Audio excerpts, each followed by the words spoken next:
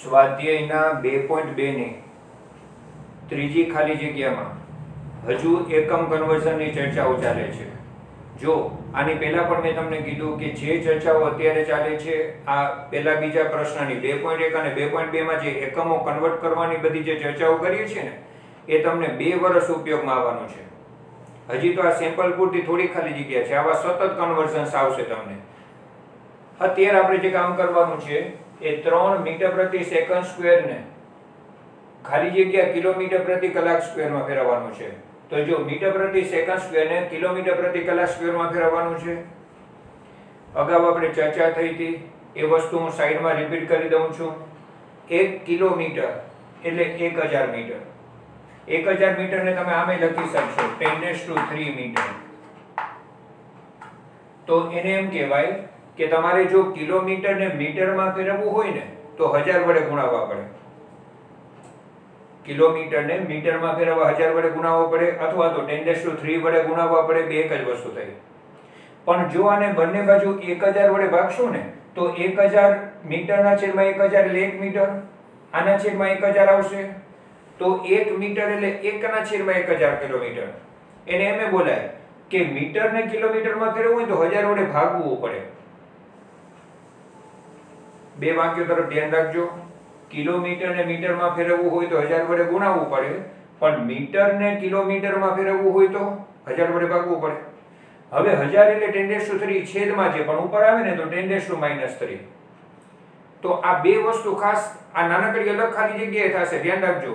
1 kilometre બરાબર ખાલી જગ્યા મીટર તો 10⁻³, પણ 1 મીટર બરાબર ખાલી જગ્યા કિલોમીટર તો 10⁻³ તો મીટર ને કિલોમીટરમાં ફેરવવું હોય તો 10⁻³ મૂકવાના। હવે 1 કલાક એટલે 3600 સેકન્ડ। ફરી આને બંને બાજુ 3600 વડે ભાગીએ ને તો 3600/3600 એટલે 1 સેકન્ડ બરાબર 1/3600 કલાક। બીજી રીતે એમ કહેવાય કે આ 3600 છેદમાં લઈ લઈએ તો 1 સેકન્ડ બરાબર 1/3600 કલાક। ફરી બે વાક્ય બોલું છું।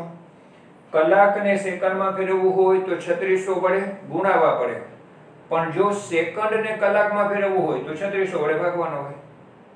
જો આપણો અગાઉ આવી ગયો છે 1 કલાક એટલે 60 મિનિટ અને દરેક મિનિટની 60 સેકન્ડ એટલે 60 × 60 થઈને 3600 સેકન્ડ થાય। આ ચર્ચા અગાઉ આવેલી છે, પણ જો આ બંનેનો અત્યારે ઉપયોગ કરવો પડે છે। શું કામ? કારણ કે આપણે મીટર ને કિલોમીટરમાં ફેરવવું છે, જો સેકન્ડ ને કલાકમાં ફેરવવું છે। આ કન્વર્ઝન્સ જે મેં ટીક કર્યા છે ને એ કન્વર્ઝન્સનો ઉપયોગ કરવાનો છે। કઈ રીતે થાય છે તો જુઓ, 3 મીટર પ્રતિ સેકન્ડ સ્ક્વેર આને નીચે લખીએ ને તો -2 ની બદલે +2 ઘાતાંક। હવે મીટરની જગ્યાએ 10⁻³ કિલોમીટર આનો ઉપયોગ કર્યો। મીટરની જગ્યાએ 10⁻³ કિલોમીટર આનો ઉપયોગ કર્યો। છેદમાં સેકન્ડની જગ્યાએ 1/3600 કલાક, સેકન્ડની જગ્યાએ 1/3600 કલાક। પણ જોજો સેકન્ડની જગ્યાએ 1/3600 કલાક તો મૂક્યું, પણ પાછો એનો સ્ક્વેર છે। જો આ ધ્યાન રાખવાનું, આવું ઘાતાંક હોય ને એને ખાસ ધ્યાન રાખવાની। હવે શું થશે તો આ સ્ક્વેર આને આપીએ ને તો 3600 નો વર્ગ પણ ક્યાં છે? છેદના છેદમાં। 10⁻³ ના છેદના છેદમાં 3600 નો વર્ગ થાય। આ વર્ગ આને આપીએ ને એટલે, પણ એ 3600 નો વર્ગ છેદના છેદમાંથી ઉપર લઈ લ્યો। ઉપરાંત 3 સાથે 3600 નો વર્ગ ઉપર આવ્યો, આ 10 ઉપર ઓછા 3 ઘાતાંક આવી। હવે 3600 નો વર્ગ જે આંકડો આવે ને એની સાથે તમે 3.0 ગુણાવશો ને એટલે આટલા આવશે।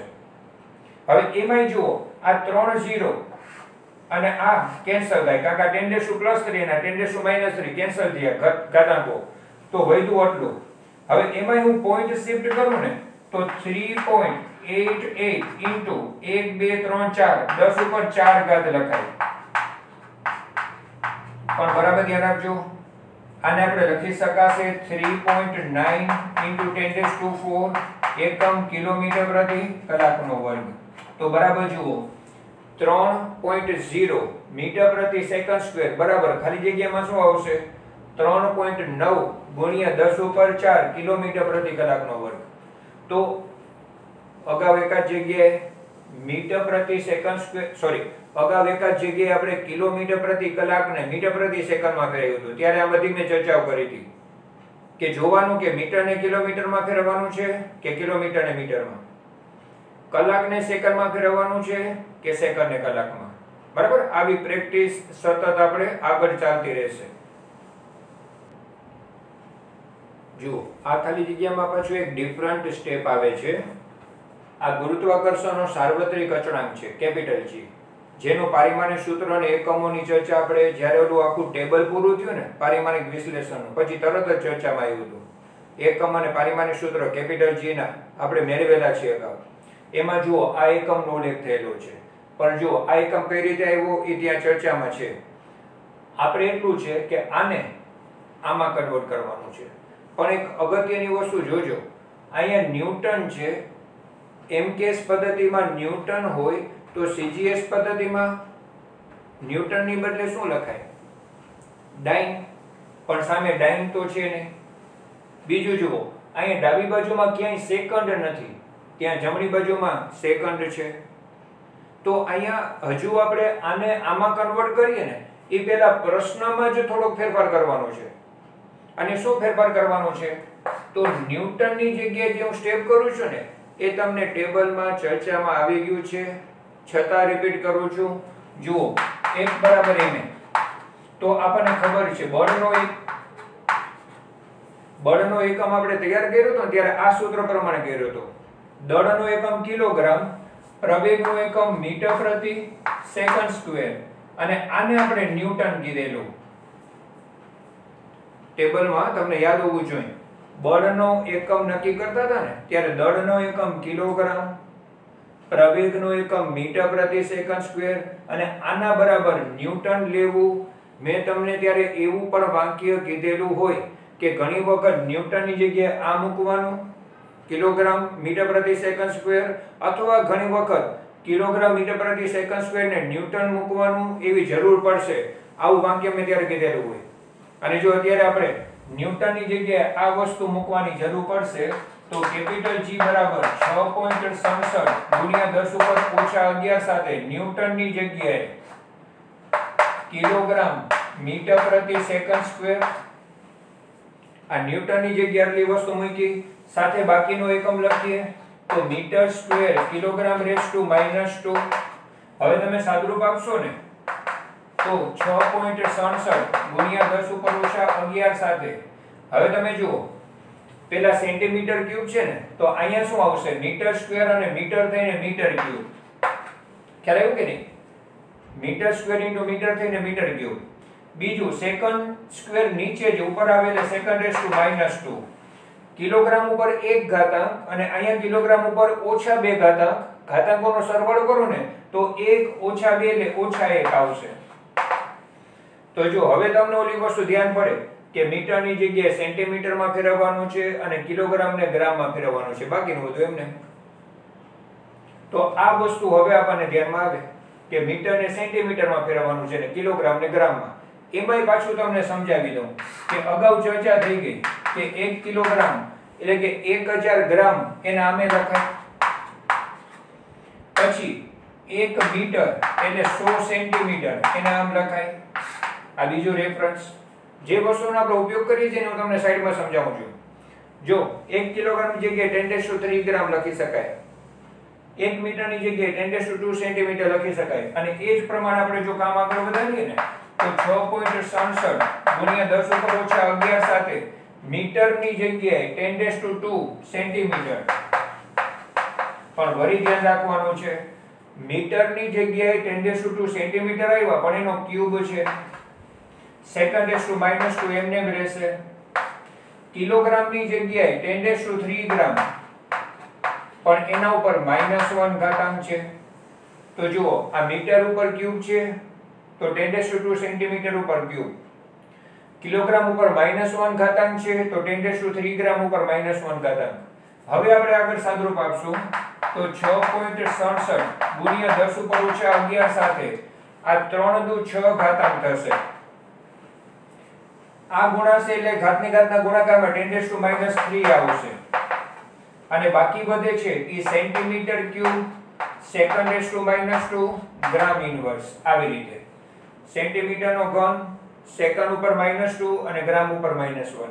અહીંયા ઘાતાંકનું માત્ર સાદુરૂપ દેવાનું 6.67 ગુણ્યા 10 ઉપર જુઓ આ -11 -3 એટલે -14 6 - 14 કરવાનું થાય છે એટલે કે આપણે 14 - 6 કરીએ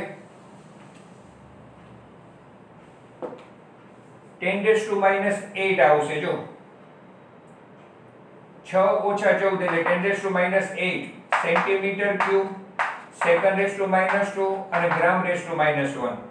જો આપણે જે કન્વર્ઝન ભણ્યા એમાં અત્યારે જે જવાબ આવ્યો એમાં આમ જુઓ તો ખાલી 10 ની ઘાતાંકમાં ફેરફાર થયો, પણ જે નવી વાત આવી ને એ આ આવી કે ન્યૂટનની જગ્યાએ કિલોગ્રામ મીટર પ્રતિ સેકન્ડ સ્ક્વેર મૂકેલું છે, પછી સાદરૂપ આપીને પછી એકમ કન્વર્ઝનની વાત શરૂ થઈ. આવા પ્રકારની થોડી ડિફરન્ટ માહિતી અહીંયા જે ઉપયોગમાં લીધી ને એવા ઘણા બધા બીજા પ્રશ્નો બને એ આ સેમ્પલ ક્વેશ્ચન ઉપરથી આવડી જવા જોઈએ. હવેના પ્રશ્નની અંદર ઊર્જાનો એકમ બરાબર ધ્યાન આપજો. ઊર્જાનો એકમ જૂલ છે, CGS માં અર્ગ વડે આપણે દર્શાવેલું છે, પણ એ સિવાય ઊર્જાનો એક એકમ છે કેલરી. જુઓ 1 કેલરી બરાબર 4.2 જૂલ. આ રીતના ઊર્જાનો એક એકમ છે. જનરલી આપણે ઘણા ફૂડ પ્રોડક્ટમાં કેલરી લખેલું હોય એ ઊર્જાના એકમ તરીકે છે, તો 1 કેલરી એટલે 4.2 જૂલ. પણ અહીંયા કેવી વાત કરે છે કે ઊર્જા માટે આપણે અત્યારે 1 કેલરી લઈ છે ને ઈ એકમ પદ્ધતિને હું U1 એકમ કહું. બરાબર ધ્યાન આપજો. જેમાં દળ છે ને એ 1 કિલોગ્રામ લેવાતું હોય છે, અંતર છે એ 1 મીટર લેવાય છે, અને સમય છે એ 1 સેકન્ડ. બરાબર ધ્યાન આપજો. આપણે જેને 4.2 જૂલ કહીએ છીએ ને એ 4.2 જૂલ એટલે SI પદ્ધતિ. SI પદ્ધતિમાં દળ કેમાં લેવાતું હોય? 1 કિલોગ્રામ દળનો એકમ છે. એવી રીતે 1 મીટર અને 1 સેકન્ડ અંતર અને સમયના એકમ છે. આ એક એકમ પદ્ધતિ કહેવાય. પણ હવે એમ કહે છે કે ભાઈ આપણે એક નવી એકમ પદ્ધતિ એવી લેવી છે કે જેમાં દળનો એકમ 1 કિલોગ્રામ નહીં આલ્ફા કિલોગ્રામ છે. તો જો બીજી એકમ પદ્ધતિ એવી તૈયાર કરવી છે કે જેમાં દળનો એકમ આલ્ફા કિલોગ્રામ લેવો છે. 1 કિલોગ્રામ ની બદલે આલ્ફા કિલોગ્રામને એક એકમ તરીકે લેવું છે. એવી રીતે અંતરનો લંબાઈનો એકમ બીટા મીટર લેવો છે, અને સમયનો એકમ ગેમા સેકન્ડ લેવો છે. તો એક નવી એકમ પદ્ધતિ કે જેમાં આપણે આ રીતના લેવાની બદલે આ રીતના આંકડાઓને એકમ તરીકે લેવાનું છે. દાખલા તરીકે હું એમ કહું કે ભાઈ આપણે નક્કી કરી કે 5 કિલોગ્રામ એટલે 1 એકમ આપણે લેવું છે, કે ભાઈ 5 કિલોગ્રામ એટલે એક જથ્થો 1 એકમ. 10 મીટર એટલે અંતરનો એક બીજો એકમ નક્કી કર્યો કે ભાઈ 10 મીટર બરાબર 1 એકમ, એવો એક નવો એકમ નક્કી કર્યો.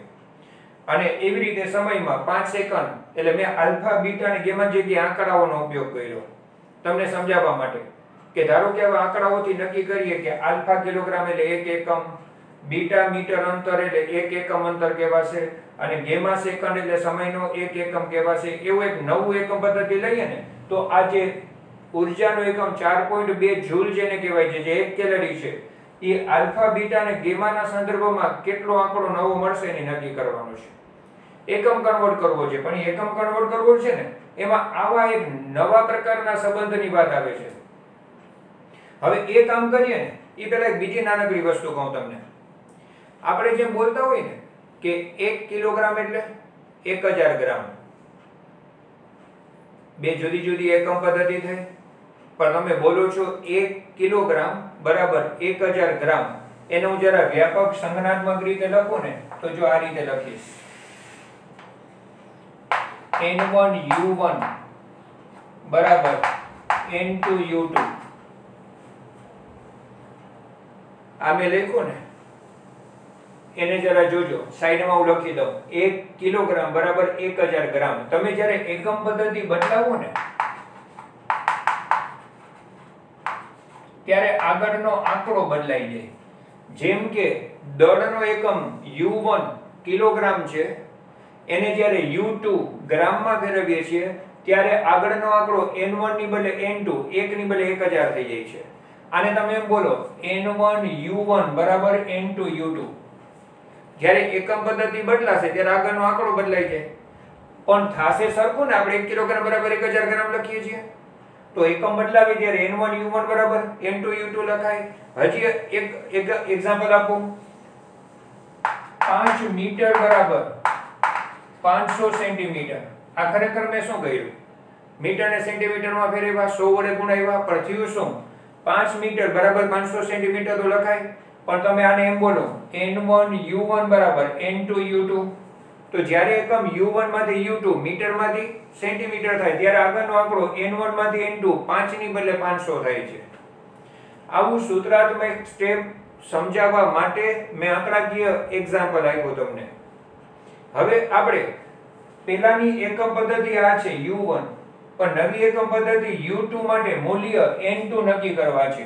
તો જુઓ n2 બરાબર શું થશે?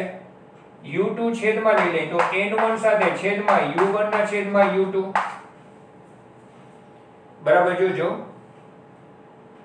પહેલાની એકમ પદ્ધતિમાં મૂલ્ય n1 1 કેલરી એટલે કે 4.2 જૂલ ખબર છે, પણ નવી એકમ પદ્ધતિમાં આગળનું મૂલ્ય n2 મારે નક્કી કરવું છે. ખ્યાલ આવ્યો કે નહીં? પહેલાની એકમ પદ્ધતિ u1 એમાં આગળનું મૂલ્ય n1 તમે કેલરીમાં લ્યો તો 1 અને જૂલમાં લ્યો તો 4.2 જૂલ. એ ખબર છે, પણ મારે નવી એકમ પદ્ધતિ u2 આવા મૂલ્યો સાથે નક્કી કરવી છે. એમાં આગળનો સહગુણક n2 એનું મૂલ્ય મારે નક્કી કરવું છે. તો મેં u2 ને છેદમાં લઈ લીધા, n2 ને સૂત્રનો કરતા બનાવ્યો. હવે આપણી પાસે ઊર્જાનું પારિમાણિક સૂત્ર છે. ઊર્જાનું પારિમાણિક સૂત્ર અહીંયા હું લખું m1 L2 T-2. ઊર્જાનું પારિમાણિક સૂત્ર આવું છે m1 L2 T-2. એનો અહીં આપણે ઉપયોગ કરશો. તો આગળ ના સ્ટેપ તરીકે n2 બરાબર n1. હવે જોજો દળ માટે u1 ના છેદમાં u2 એટલે હું લખું m1 ના છેદમાં m2 આખા કૌંસ ઉપર 1 ઘાતાંક. અંતર માટે l1 ના છેદમાં l2 આખા કૌંસ ઉપર 2 ઘાતાંક. સમય માટે t1 ના છેદમાં t2 આખા કૌંસ ઉપર -2 ઘાતાંક.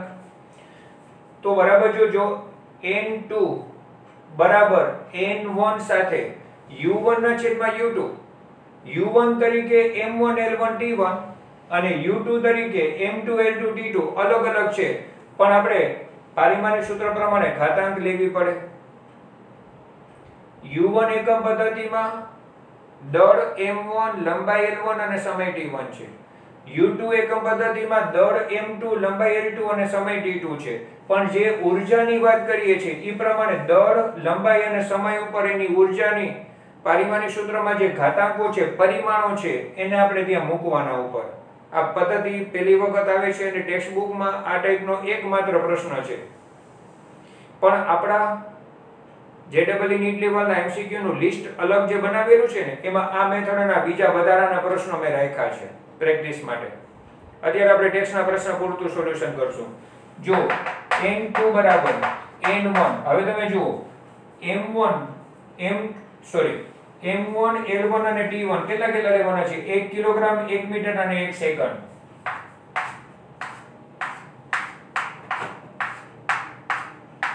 પણ ધ્યાન આપજો m2 l2 અને t2 આલ્ફા, બીટા અને ગેમા લેવાના છે.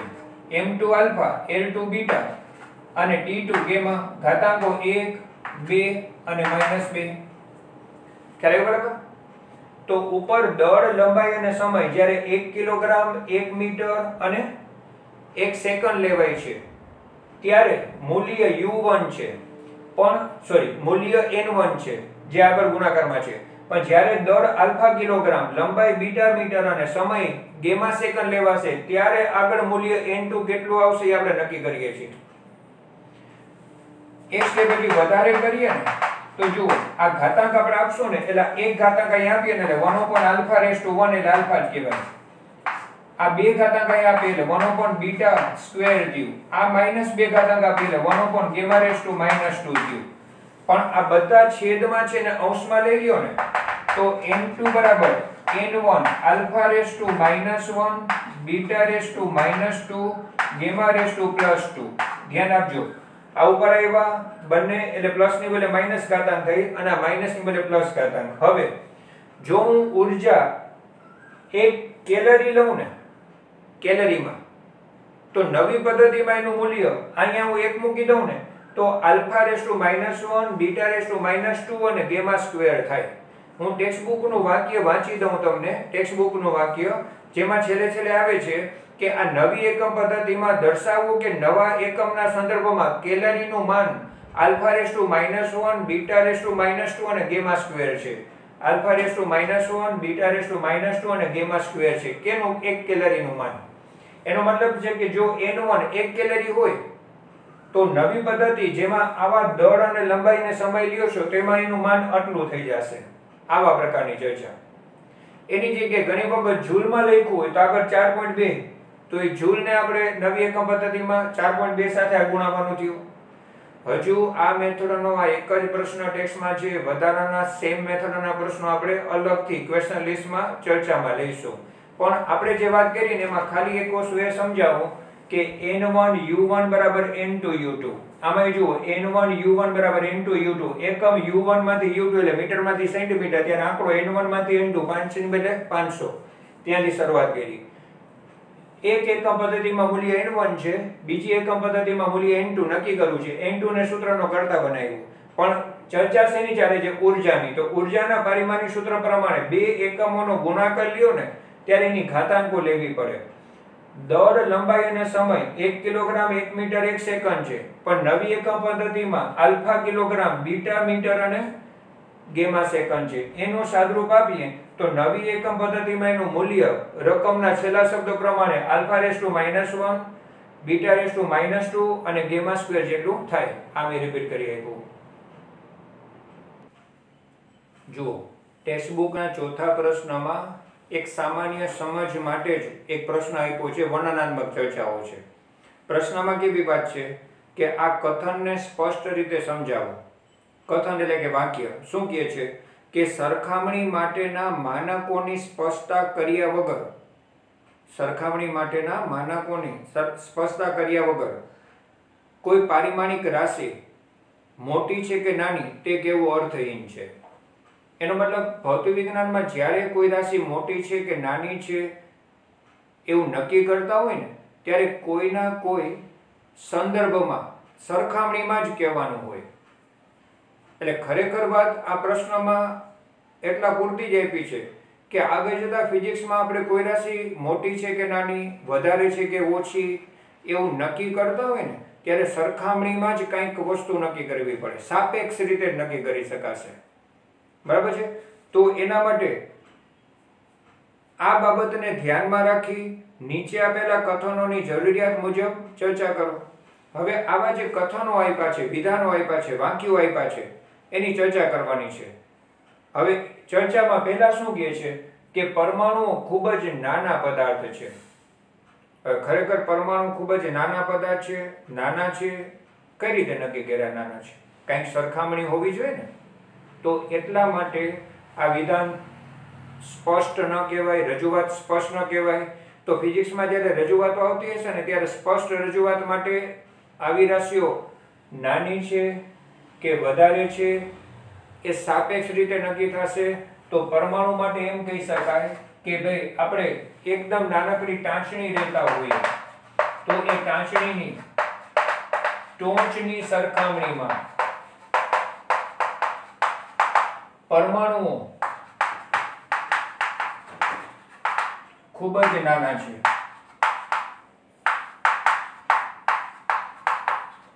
તો હવે જે વિધાન બન્યું ને એ વધારે સ્પષ્ટ કહેવાય કે તમે ટાંચણીની ટોચ જુઓ તો એ કેટલી નાની હોય.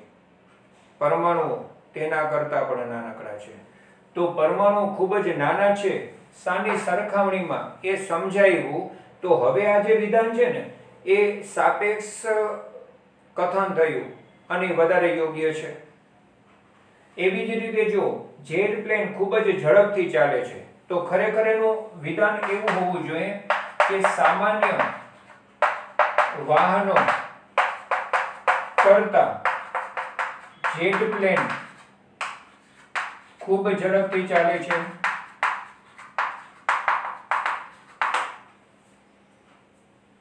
જુઓ, આમાં હું થોડીક હમણાં વધારાની ચર્ચા કરું એટલે તમને ખબર પડે કે આ ચર્ચાનું કારણ શું છે, આ ટાઈપની ચર્ચાઓ શા માટે આપી છે. આ બધું ફિઝિક્સનું સ્ટાર્ટિંગ છે. આગળ જતાં આપણે કેવી રીતે ચર્ચાઓ કરવી જોઈએ એવી સ્પષ્ટતા કરવા પૂરતો ખાલી આ પ્રશ્ન છે. આપણે એમ કે જેટ પ્લેન ખૂબ જ ઝડપથી ચાલે છે, તો ભાઈ એ કેવી રીતે, શાના આધારે, શાના સાપેક્ષમાં નક્કી કરો છો? તો ભાઈ સામાન્ય વાહનો છે, સ્કૂટર છે, કાર છે, બસ છે, એની સરખામણીમાં વાહનો કરતા જેટ પ્લેન ખૂબ જ ઝડપથી ચાલે છે. એ યોગ્ય વિધાન કહેવાય. શું કામ એ યોગ્ય વિધાન કહેવાય? કારણ કે હું એક વાક્ય એવું બોલી શકું કે જેટ પ્લેન ધીમે ચાલે છે. તમે કહેશો કે જેટ પ્લેન ખૂબ ઝડપી ચાલે છે કહેતા હતા ને હવે એમ કહેશો કે જેટ પ્લેન ધીમે ચાલે છે. હવે આવું ખાલી લખેલું આવે કે જેટ પ્લેન ઝડપી ચાલે છે, જેટ પ્લેન ધીમે ચાલે છે, તો એ અપૂરતું, અપૂર્ણ કહેવાશે. શું કામ? કારણ કે હું જે બોલ્યો ને બે વિધાન સાચા. જેટ પ્લેન ખૂબ ઝડપથી ચાલે છે એ સાચું, જેટ પ્લેન ધીમેથી ગતિ કરે છે એ સાચું. તમે કહેશો એ કઈ રીતે સાચું? પ્રકાશના ઝડપની સરખામણીમાં જેટ પ્લેન ધીમેથી ચાલે છે. સાચું થઈ ગયું વિધાન? જો વિચાર કરજો, સાપેક્ષ વસ્તુ મેં કીધી તો વિધાન સાચું થઈ ગયું અને સ્પષ્ટ થઈ ગયું. પ્રકાશની ઝડપ છે 3 × 10⁸ મીટર પ્રતિ સેકન્ડ. ઉલ્લેખ થઈ ગયો આપણે 3 લાખ કિલોમીટર પ્રતિ સેકન્ડ. તો એની સરખામણીમાં તો જેટ પ્લેન ધીમેથી ચાલે છે. તો હું એમ કહું જેટ પ્લેન ધીમેથી ચાલે છે તો અધૂરું. પણ એમ કહું પ્રકાશની ઝડપની સરખામણીમાં જેટ પ્લેન ધીમેથી ચાલે છે તો યોગ્ય કહેવાય. તો આવી સ્પષ્ટતા સાથે ચર્ચાઓ કરવાની છે એવી ચોખવટ પૂરતો આ પ્રશ્ન છે. જ્યુપિટરનું દળ ઘણું વધારે છે. હવે આ ખરેખર સાચું અથવા સચોટ ક્યારે બને કે જો આ રીતના પૃથ્વીની સરખામણીમાં જ્યુપિટર એટલે ગુરુ ગ્રહ, એ જ્યુપિટરનું દળ ઘણું વધારે છે. ખ્યાલ આવી ગયો બરાબર? જ્યુપિટરનું દળ વધારે છે પણ કેની સરખામણીમાં? પૃથ્વીના દળની સરખામણીમાં. તો એ સચોટ થયું, સ્પષ્ટ થયું. એટલે સાપેક્ષ કેવું જરૂરી બને છે, સાપેક્ષ બોલવું જરૂરી બને છે. આ રૂમમાં હવાના અણુની સંખ્યા વધારે છે, તો ભાઈ આ રૂમમાં હવાના અણુની સંખ્યા વધારે છે એવું આપણે કહી શકીએ સરખામણીમાં કે બોટલમાં, જો કોઈ નાનકડી બોટલ હોય એ બોટલમાં રહેલા અણુઓની સંખ્યા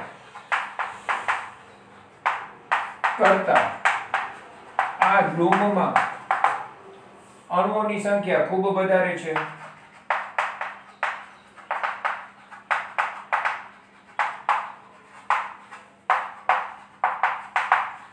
તો હવે વિધાન સ્પષ્ટ થયું. જો આ રૂમમાં હવાના અણુઓની સંખ્યા ખૂબ વધારે છે એ વિધાન સાચું અને સ્પષ્ટ ત્યારે કહેવાય જ્યારે હું આમ બોલું ને ત્યારે. બાકી જોજો એમ કહી શકાય કે આ રૂમમાં હવાના અણુઓની સંખ્યા ઓછી છે. તમે કહેશો હમણાં બોલો છો વધારે છે ને હવે કયો છો ઓછી છે. એ સાચું બને કે જો હું એમ કહું કે વાતાવરણની સરખામણીમાં હવામાં આ રૂમમાં અણુઓની સંખ્યા ઓછી છે તો આ સાચી. એટલે જ હું તમને જો આવી ચર્ચા કરું છું એના ઓપોઝિટ વિધાન સાથે વાત કરું છું કે ભાઈ આનું ઓપોઝિટ વિધાન સાચું બને કે જો સરખામણી ન લખી હોય તો અસ્પષ્ટ થઈ જશે કે હવાના અણુની સંખ્યા વધારે કહે છે, એક વખત રૂમમાં હવાના અણુની સંખ્યા ઓછી કહે છે, તો કઈ રીતે નક્કી કરવું? સરખામણીમાં, સાપેક્ષમાં. હજી બીજા બે વિધાનો આપ્યા છે છેલ્લે. એમાંથી એક આપ્યું છે ઇલેક્ટ્રોન કરતા પ્રોટોન દળદાર છે. હવે જો આ વિધાન સ્પષ્ટ કહેવાય, કારણ કે જો ખાલી એમ લખ્યું હોત ને કે પ્રોટોન વધુ દળદાર છે તો અધૂરું કહેવાય. પણ અહીંયા કેવું લખ્યું છે ઇલેક્ટ્રોન કરતા પ્રોટોન વધુ દળદાર છે, તો એમાં કોઈ સુધારો કરવાનો નથી, સ્પષ્ટ માહિતી આપી કહેવાય. એવું જ છેલ્લે પ્રકાશની ઝડપ કરતા ધ્વનિની ઝડપ ખૂબ જ ઓછી છે, તો એ પણ સાચું. ખાલી એટલું લખ્યું ને કે ધ્વનિની ઝડપ ઓછી છે તો ભાઈ ઘણી વખત એવું બને કે ધ્વનિની ઝડપ કરતા ઓછી ઝડપે ગતિ કરતા વાહનો હોય તો એની સરખામણીમાં ધ્વનિની ઝડપ વધારે કહેવાય, પણ અહીંયા ધ્વનિની ઝડપ ઓછી છે એવું કહે છે, પણ કોની સરખામણીમાં? તો સ્પષ્ટ છે કે પ્રકાશની ઝડપની સરખામણીમાં. તો છેલ્લા બે વિધાનો E અને F છે એ કોઈ ફેરફાર કર્યા વગર જ લખવાના છે, કારણ કે એ સાપેક્ષ જ આપ્યા છે, સરખામણીમાં જ આપ્યા છે. તો આ ચોથા પ્રશ્નની અંદર માત્ર ફિઝિક્સમાં જ્યારે તમે ચર્ચાઓ કરશો ત્યારે નાનું અથવા મોટું, ઓછું અથવા વધારે નક્કી કરતા હશો એ સાપેક્ષ બાબત હશે એવું ધ્યાનમાં રાખવાનું છે. એવી ચર્ચા કરતો પ્રશ્ન હતો આ.